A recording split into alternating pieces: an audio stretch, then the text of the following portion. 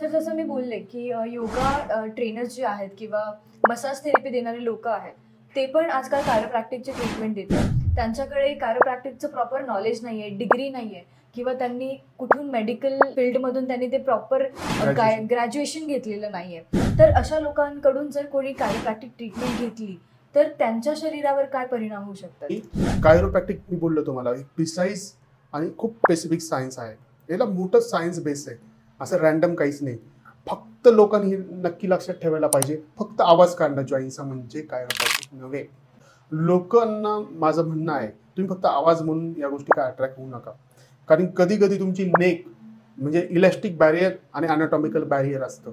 Elastic barrier म्हणजे तुमची angle फक्त साईड बेंड, थोडंसं रोटेशन आणि थोडंसं याच्यात तुमची क्लिक जर झाली तर ते योग्य आहे. जर तुमचं रोटेशन मानेचं जास्त होत असेल आणि तुम्ही अनाटॉमिकल बॅरियरच्या पुढे जाऊन जोरात क्लिकिंग करत असाल, जोरात फोर्स देत असाल, तुमचा एखादा वर्टिब्रा फ्रॅक्चर पण होऊ शकतो.